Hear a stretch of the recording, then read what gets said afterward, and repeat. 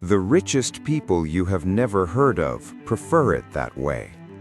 This is not modesty, it is strategy. In an age where everyone broadcasts their existence, privacy has become the scarcest resource. The truly wealthy have recognized this. They have responded by disappearing. Visibility is a transaction. Every appearance extracts value.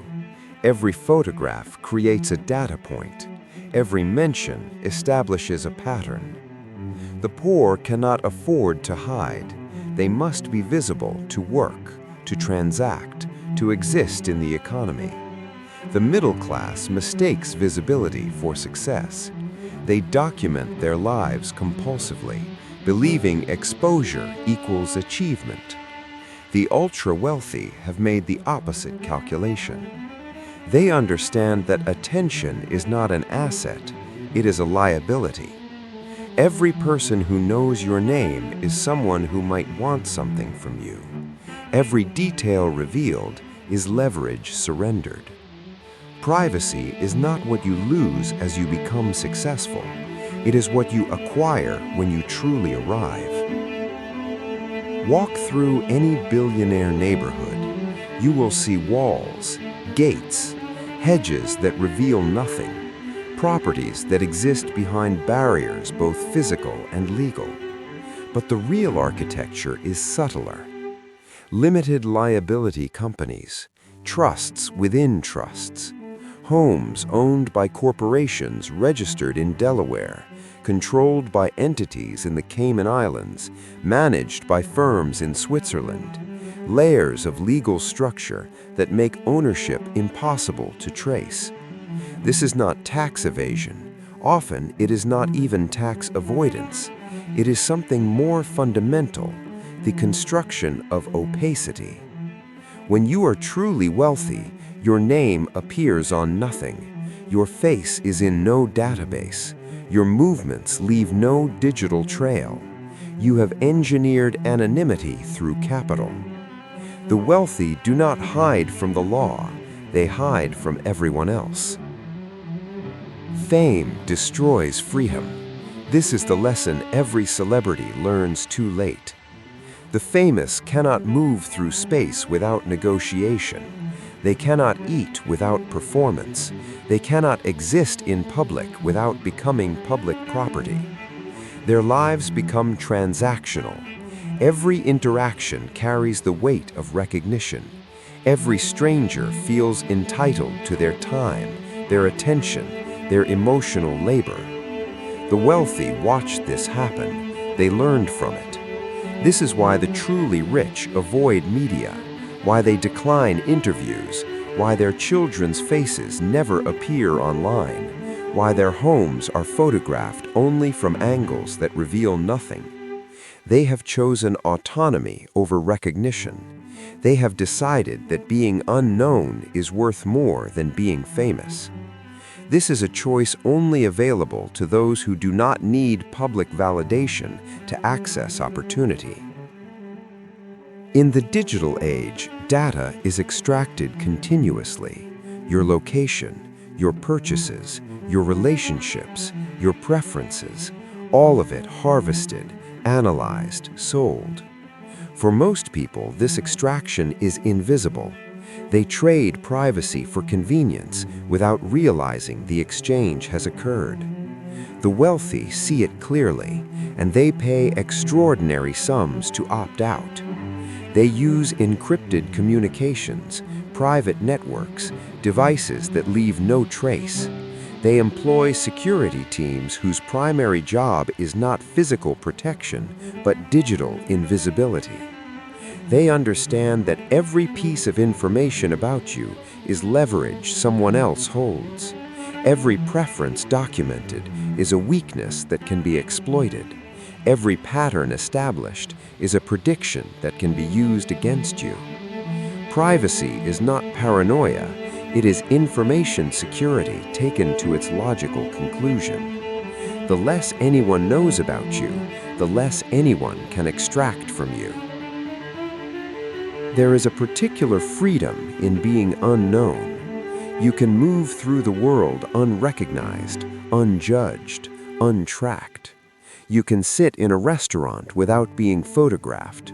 You can travel without documentation spreading across social media.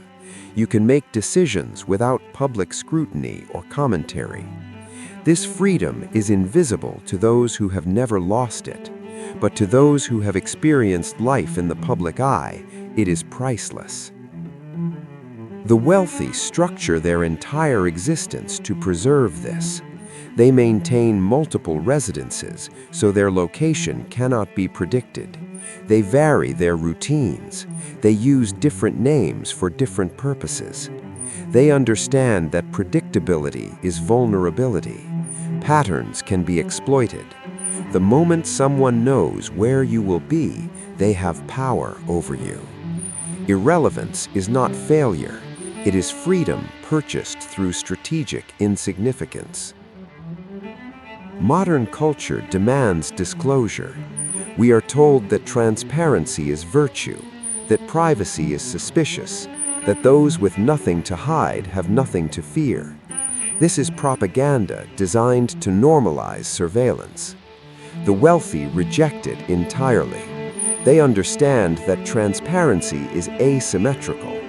You are encouraged to be transparent, while institutions, corporations, and governments remain opaque. Transparency is what you demand of those you wish to control. It is what you impose on subordinates, on regulated entities, on those from whom you need protection. The powerful have always operated through opacity. Their meetings occur behind closed doors. Their decisions are announced, never deliberated publicly. Their true intentions remain private. To be transparent is to be legible, and to be legible is to be subject to forces you cannot control. The wealthy choose illegibility. They operate through complexity that resists easy interpretation. They maintain structures that frustrate attempts to understanding. This is not deception. It is self-preservation at the highest level. Privacy has become an industry. An entire ecosystem exists to serve the ultra-wealthy in their pursuit of invisibility. Private security firms that specialize in digital footprint erasure. Law firms that construct labyrinthine ownership structures. Concierge services that book travel under pseudonyms. Realtors who facilitate purchases through shell companies. There are specialists who scrub your name from databases, others who monitor the dark web for leaked information, teams that manage your reputation by ensuring nothing about you can be found. This costs millions, but to those who can afford it, the cost is irrelevant. The alternative, living as a public figure with your wealth documented, your movements tracked, your family exposed, is unacceptable. Privacy cannot be achieved through individual action alone. It requires professionals, infrastructure, sustained investment. The wealthy pay for it, gladly. Privacy creates distance. Distance creates control. When people do not know where you are, they cannot demand of you. When they do not know what you own, they cannot ask for it. When they do not know your schedule, they cannot interrupt it. This distance is not coldness, it is boundary. It is the insistence that access to you is not automatic, that your time, attention, and resources belong to you until you choose otherwise. The wealthy guard this jealously. They do not respond to messages immediately. They do not maintain public emails or phone numbers. They do not announce their plans. They have created buffers, assistants, managers, representatives who filter the world before it reaches them. Most requests never penetrate these layers. This is intentional. Control requires insulation, and insulation requires privacy so complete that most people do not know you exist to contact. There was a time when wealth announced itself. Palaces visible from the road, names on buildings, public displays of affluence. That era has ended. The new status symbol is invisibility. It signals that you are beyond the need for recognition, that your wealth is so secure, so established, that proving it would be beneath you. Old money has always understood this. New money is learning it. The most sophisticated among the newly wealthy disappear as quickly as possible. They buy the private island not for exclusivity, but for isolation. They choose the unlisted penthouse over the showcase estate. They collect art that hangs in vaults no one visits. Status at the highest level is having nothing to prove, and privacy is proof that you have nothing to prove. Beyond strategy, beyond security, beyond status, privacy offers something more fundamental: peace. The wealthy are besieged by requests. Everyone wants something: investment, donation, time, endorsement, access. The demands are infinite. Privacy is the moat that keeps this at bay. It creates space.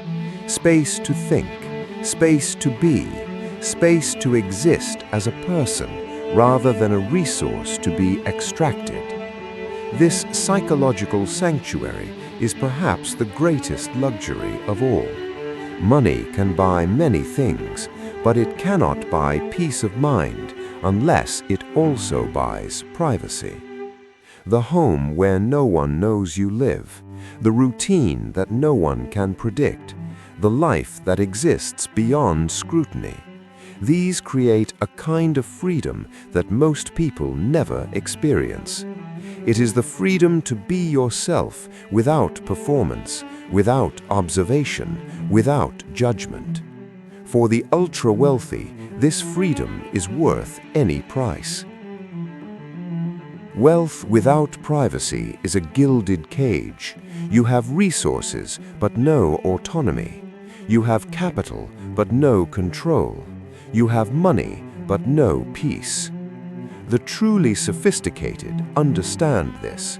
They recognize that all the wealth in the world means nothing if you cannot move freely, think clearly, live privately.